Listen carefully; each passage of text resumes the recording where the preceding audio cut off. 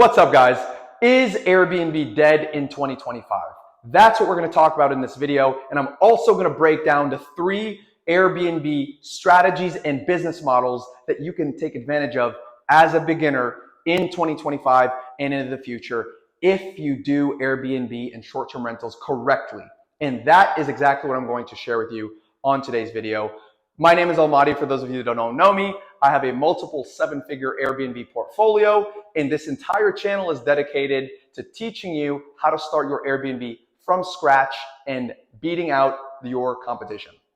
So let's get right into it. So has Airbnb died? You might be seeing a bunch of content since last year even, and even maybe the year before, that Airbnb has completely changed, which is true. So what exactly has changed? If you've recently been on the Airbnb app specifically, you'll notice that they actually added something called Airbnb experiences, where you can hire a chef, you can hire masseuses, all sorts of services, and offer them at your property on Airbnb.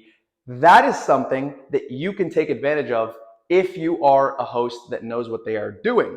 So that's one of the bigger changes that's happened on that Airbnb platform. But if we take a step back and talk about Airbnb and short-term rentals, really is what we're talking about as a whole, is there still a great opportunity for that? And the answer is absolutely, but there are some changes. And I will tell you the biggest change that has happened from the previous kind of version of Airbnb is the old way of Airbnb 3, 4, 5 years ago. You used to be able to just throw up anything on Airbnb. People didn't really know what they were doing. You could just put in some very average furniture and make decent money. You could just not really know what you're doing, not put too much thought into the design, not have anything crazy in there, and you would still do great.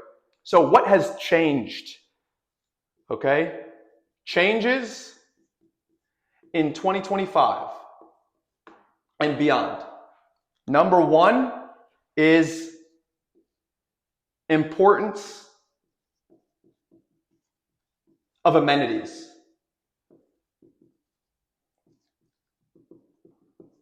Okay? The importance of your amenities. Now, what do I mean by amenities?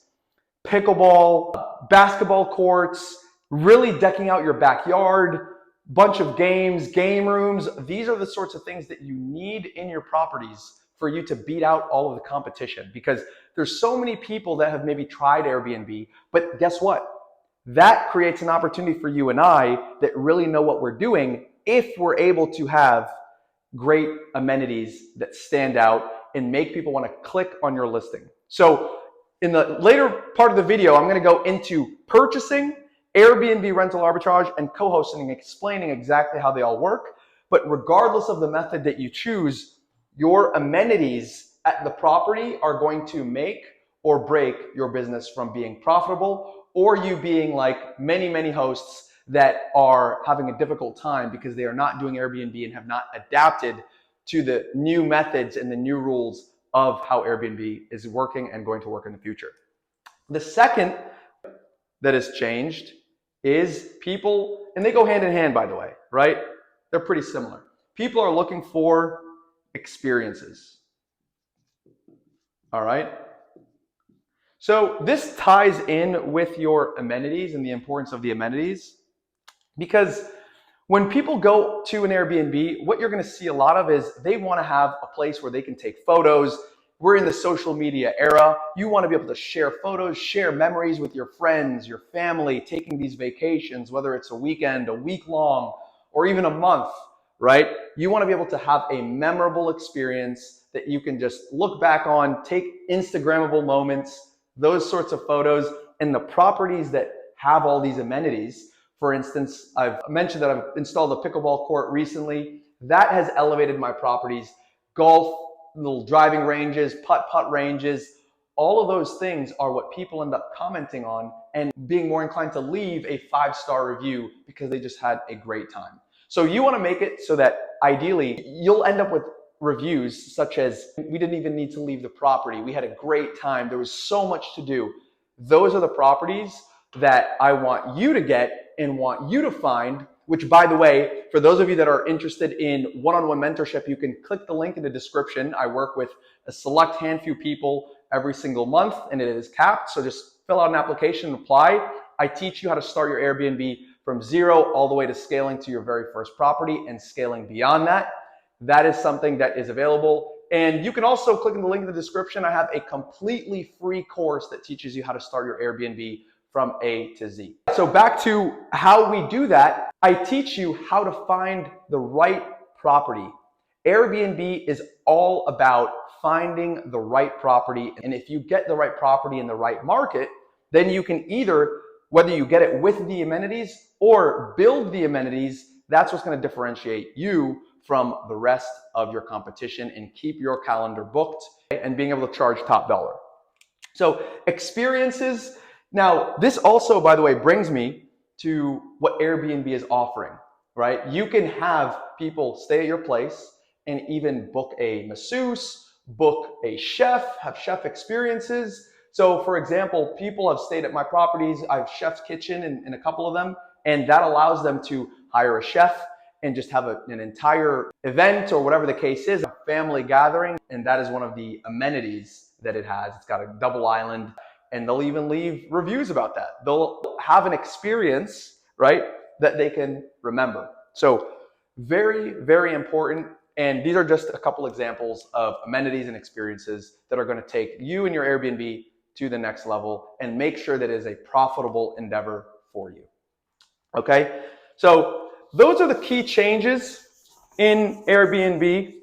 What I want to talk about now is the three main strategies for Airbnb or doing short-term rentals in 2025 and what might be the best one for you. Whether you have decent amount of capital ready and you can purchase a property, or you want to do what is called Airbnb Rental Arbitrage or co-hosting. I'm going to explain all of those in the next few minutes here. So let's get right into it. The first one, purchasing a property, purchasing an Airbnb. Now remember, you need to do your research, and before you go and make a big investment, know that that property is in an area that is going to allow short-term rentals and is going to be profitable and is positioning you to succeed and beat out your competition with reference to all the amenities that we talked about. Can you get the property with all these amenities, or do you have the option to build them, or however you want to approach it? Make sure that's factored into your budget. So typically you've got, when you purchase a property, let's say the property is 500K. You're typically going to need a loan, right? You're going to need a loan for that property. And what you usually have to do is put 20% down.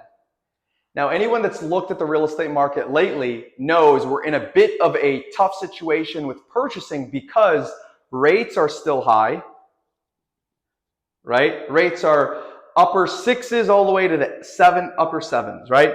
6.8 to, let's call it 7.8% right now. And if you get what's called an investor's loan, a DSCR, those are pretty much 7.8 all the way to 9% for DSCR. So this is pretty high rates. And that's going to affect what your monthly payment is on your mortgage and whether you're going to cash flow the property.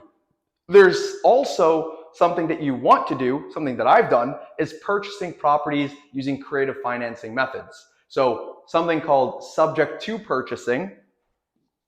Subject to is when you take over an existing loan when you purchase the property. So the note stays in the previous owner's name and you're making payments on their behalf, and the property transfers over to you as the owner. Okay. Now, what's the advantage of that? You can take over an existing loan if it's in the lower rates. Okay. So very, very powerful. Another thing you can do is seller finance, where you're pretty much having the seller play the bank. And that's a great way for you to purchase property without having to put 20% down and without having to go to the bank and get these really high interest rates right now. So in a nutshell, purchasing the property, listing it on all the platforms, that is owning your Airbnb. So what are the advantages of owning property? What I always tell my students is you eventually want to purchase your property so that you're in the real estate game of tax advantages, which are probably one of the biggest advantages. You obviously have the cash flow if you purchase the right property. And then third is the equity gain. Okay. So those three advantages of purchasing and owning your real estate and your Airbnb make it a complete game changer when you pick the right properties. Okay. So that's purchasing. Number two, the second strategy is for those of you that might not have too much startup capital, and that is called Airbnb Rental Arbitrage. Okay? Airbnb Rental Arbitrage. Now, what is Airbnb Rental Arbitrage? Rental arbitrage is when you find properties that are listed for rent on a longer term basis, so Zillow, Realtor.com, any of these websites, and you find a landlord that is renting out their property, you get their permission, you take over that property in a longer term lease, and you sublet it and you put it on Airbnb, VRBO, Booking.com, and you arbitrage the difference. So let's say if your rent is $3,000 a month, okay? And you're able to generate $6,000 a month on Airbnb or VRBO, any of these platforms, then what you're able to do is keep the difference. So that is $3,000 a month, and these are just rough numbers. When you find the right deal, you're able to earn $3,000 in your pocket. Of course, after expenses, so you'll have your, internet, cable, if you have a pool person, you deduct those expenses, utilities, and then you would net whatever it is. So maybe somewhere around $2,000 after all the expenses, okay? That in a nutshell is how Airbnb arbitrage works. Now, what are your startup costs? Your startup costs are gonna be your first month's rent, right, up front, and your furniture. So you have furniture,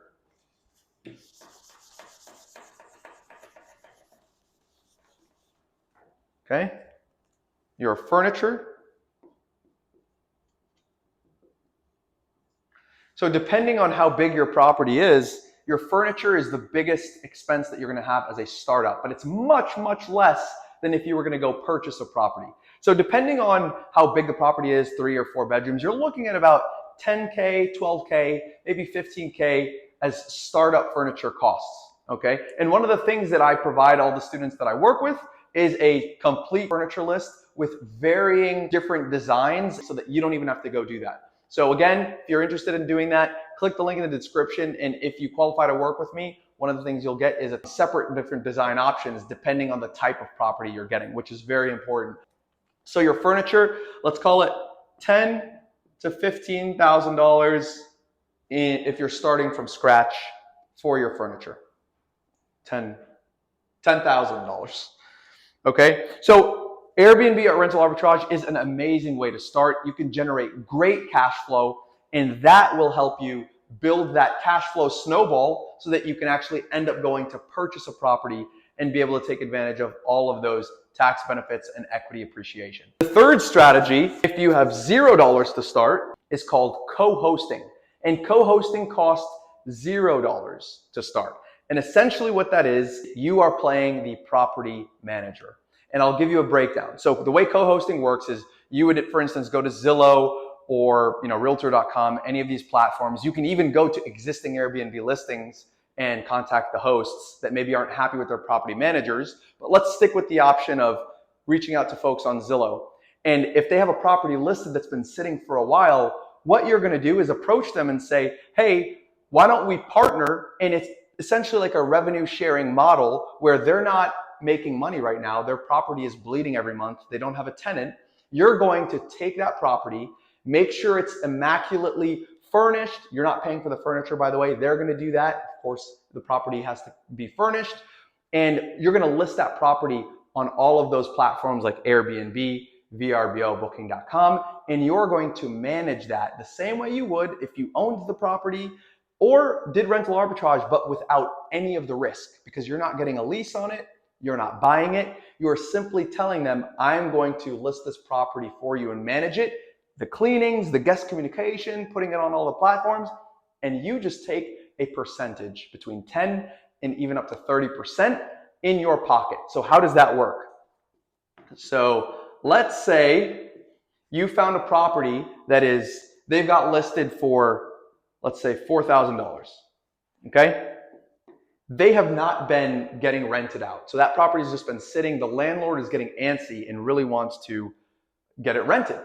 And what you're going to do is actually help them out, take the property, create all of the automations, everything that I teach you how to do. You're going to take this property and let them know that you could generate even more than what they're asking for long term, because once you list it on these platforms, you could generate more than $4,000 if the property is a long-term lease. Long-term rentals generally generate less income per month than shorter-term rentals, right? So that's where you come in and you add value.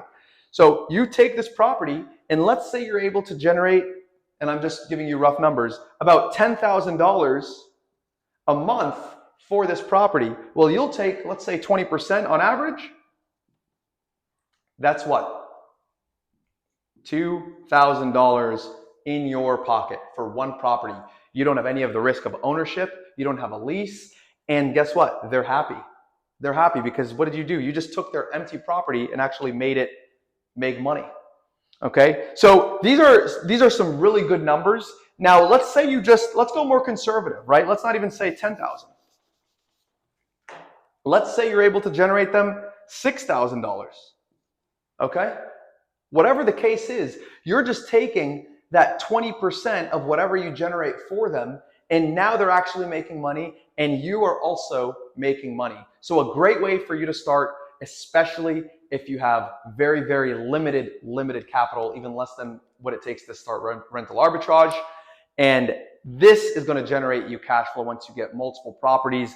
I mean, how would that completely change someone's situation where they can make an extra $1,000, $2,000 a month just for managing the property, setting up the systems? Okay, so a great way for you to get into Airbnb and short-term rentals as a whole. So bringing it back, is Airbnb dead? Absolutely not. The game is completely changed, and if you know how to approach it, especially with having the right amenities in place, getting properties in the right locations, you're going to stand out from all your competition and make Airbnb profitable. And that's exactly what I shared with you today.